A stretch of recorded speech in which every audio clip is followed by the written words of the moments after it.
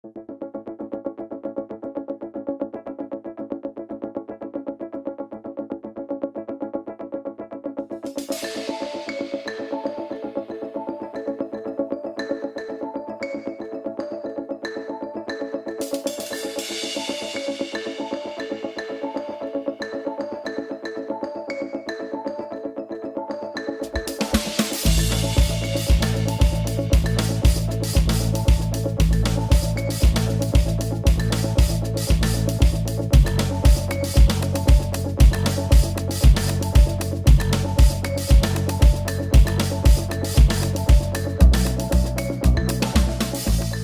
don't know how many of you are, with startups or thinking about a startup, but really the core sort of first move is forming your entity. And you want it, and my advice is always sooner rather than later. You should be thinking about this if you haven't done so already. And there are some obvious reasons. The first one is the protection of limited liability. You'd rather have your company signing those promissory notes rather than you personally. If you're working together with other co-founders for profit, not having it your business conducted through a legal entity that has limited liability could give rise to issues of being a common law partnership. And in those circumstances, you could have joint and several liability with your partners for their acts that are in further of the partnership. So it's important to have a structure. The other reason, obviously, is as much as investors might tell you that they're investing in you, and that may be true, they're not literally investing in you. They need a vehicle to do so, and that's why you need a corporate entity. What you really don't want is you don't want to be in a situation where you have that great discussion, you have that talk, you get some headway, and then lo and behold, the investor is ready to move or someone's ready to move, but you're not set up to do so. So think about that. There are also, if you have a business overseas, there are reasons to do so, so that you're not conducting business through your foreign corporation or through your foreign business, that you're segregating it in the U.S. through a U.S. entity and not subject to branch profits taxes. And then also we'll get into it, which is top of mind for most startups and entrepreneurs, deals with equity compensation and valuation of your grants. It's important for this purpose too. I'll skip over the franchise taxes, but the types of entities, by and large, 95% of the cases, you're going to be incorporating as a C Corp. That's what generally investors expect, unless you're in a business that's throwing off cash flows or you expect to incur losses that someone has a use for taking advantage of those losses and can. You're probably not going to invest. You're probably not going to form as a limited liability company, or a limited partnership. But those are vehicles that you can use. So now I'll turn it over to Ed to spend a minute or two talking about IP protection. Well, part of, I guess, in our valley, the most important asset that an inventor has in the beginning of the venture is a good idea. And that good idea has to be protected. Here, I think one of the tips that we put for you, avoid premature publication of patent claims, is really one idea that you need to have is the term, two words, absolute novelty. Since the 2012, the United States has also gone to a patent system in which it is no longer you having an absolute advantage for being the first inventor. There is procedural advantages of getting to the patent office first. And also, if you have disclosed your invention in some way, you would not be allowed to file a patent application. So what you need to remember is that novelty means new, and absolute means under no circumstances can it not be new.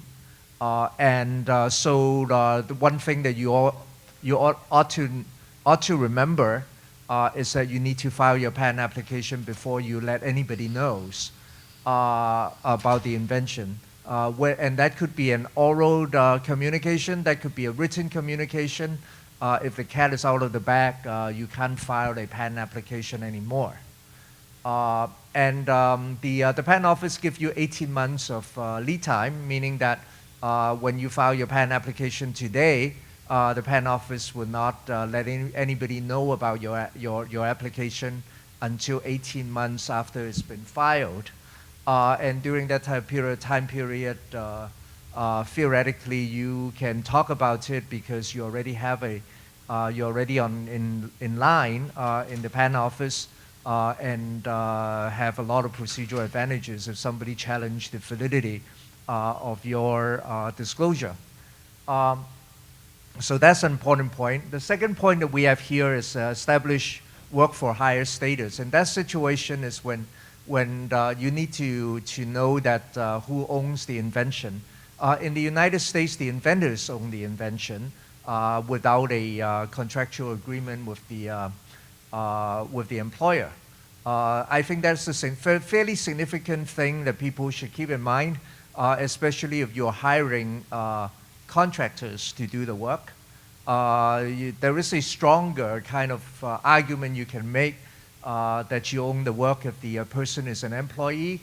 But for the inventor is a contractor, you want to make sure that your agreements that you make with the contractor specifies that their work are subject to assignment to the company to make sure that you still have the rights.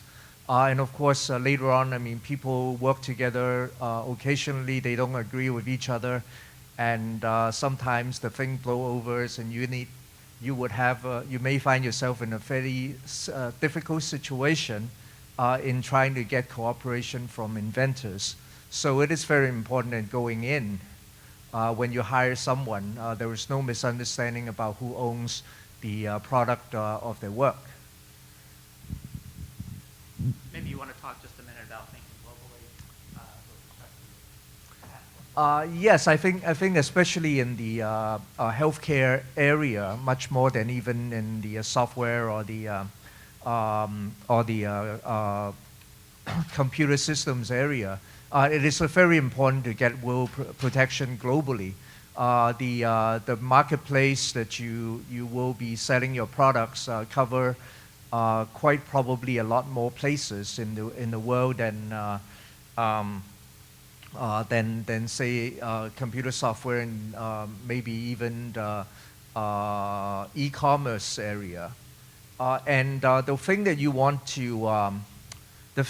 to keep in mind is that there is an international convention that allows you to preserve your priority, meaning that the day that you file your patent application in the United States, you would be able to bring that invention and file it, for example, in Europe, and have your application in Europe be treated as if it was filed on the same day as your filing in the United States. Now, there are many ways actually to allow that filing overseas to occur. One of the ways that is very popular now, and in a way is kind of overwhelmed the other ways, is to file what is called a PCT application, the Patent Cooperative Treaty application, which is a kind of an international treaty that allows you to file one application with an NGO organization called World Intellectual Property Organization. It's one of the United Nations created entity. And members of that treaty would treat your application in the United States or generally the home country to be the same day as your filing overseas, provided you do a number of things. First and foremost, you must file the PCT application within 1 year of filing it in your home country. And then after you file that PCT application, the publication will occur in 18 months of your original filing. And there will be a search which would indicate whether or not a third party kind of an objective opinion or whether or not They would consider your applications, subject matter of your application to be new. And if you are satisfied with the search report, you think that you are still worth spending the money, they allowed you at the end of the 30 months to go into specific countries. And you can choose from that, from the membership countries who you want to put the application to.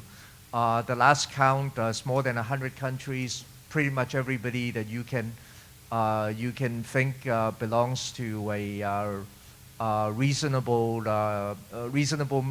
member of the international committee is represented. So there is no problem in filing your application in China, in most countries of Europe, and most countries in Asia as well as in Africa and Australia. So that's the PCT application, and of course there are a lot of mechanics that involve to that, and I'll be happy to talk about that if you're interested afterwards. Thanks, Ed. So I mentioned earlier about forming your entity early, and one of the reasons you want to do so, and is near and dear to most entrepreneurs' hearts, is founders' stock. And what founders' stock is, it can either be restricted stock or straight share issuances, but typically it's restricted. It has some period of vesting over time. And under the tax code, Section 83, the way the tax code taxes founders' stock that are restricted shares and subject to vesting is the default is that you're taxed on the spread between what you paid for the stock and what it's valued at the point of vesting. So if a portion of your first tranche of stock cliff vests in a year, then you're taxed on the difference between the fair market value that you paid a year ago versus the value when it vests. And that appreciation, is at a time when you likely don't have liquidity from your stock, and assuming that your company has appreciated, it's a tax that you'd rather not pay at that point. So what the IRS allows you to do is file an 83B election. It mitigates this harsh rule and says that, well, you can make a one-time election, but you have to do it within 30 days of the grant, no exceptions. Too bad if the dog ate your election. It doesn't matter. You've got to file it within 30 days. And if you do so, you can elect to be taxed currently at the time of the grant rather than at the time of vesting. And why does this matter? Well, it matters because presumably at that time, the value that you're paying is the same as the value of the grant. There's not a spread, so that there's not a tax differential to tax you on. Why do companies want to do this? Why would you want to pay a tax up front? Is because presumably you're doing it when the company has just started. That's really the sweet spot for issuing founders stock in the form of restricted stock, is when the valuation is low. That gives you an opportunity to issue shares at a penny a share, or some millicent per share in order to take advantage. So tip number 4 is when dealing with founders stock issuances, timing matters. And this is one of those things that I can't tell you how many times I've prepared documents, sent them out to folks, and they just sit there and sit there and sit there. And then they tell me, oh, I had a great discussion with an investor. They want to put X number of $1 million into my company at this great valuation. And I have to say, hold on, stop, back up. You got to put them on ice for a little bit if you want this advantage of founder stock. So really, pay attention to it. It's something you want to do early in the life cycle of your company. Employees versus consultants, know the difference. Well, Ed was talking about employees and consultants with respect to intellectual property rights. It also matters with respect to federal wage and state and local minimum wage requirements and withholding requirements.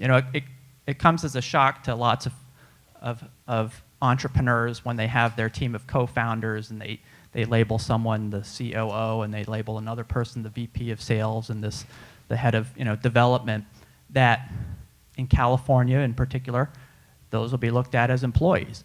And those will be looked at as folks that you should be paying the minimum wage to. And those are folks that you should be tracking their hours and all the like.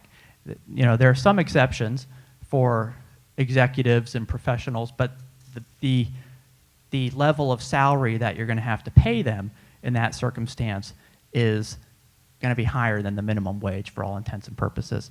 So you need to understand that sweat equity is great, except in the eyes of California and their tax authorities. How does this come up? Where does this really come up? Because everyone does this. It's just a reality.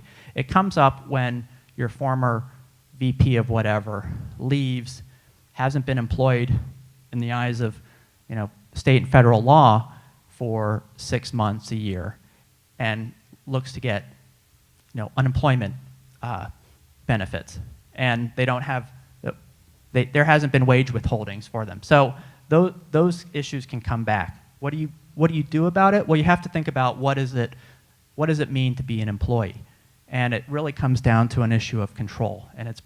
And not surprisingly, states like California, who want you to withhold taxes for wages, and are friendly to employees, construe it very broadly.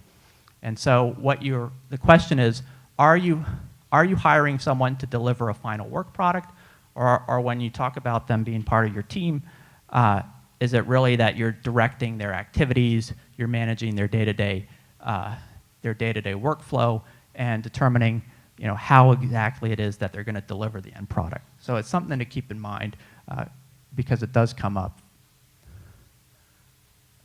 Tip number 6: maintain your corporate records properly. This is that brush your teeth picture.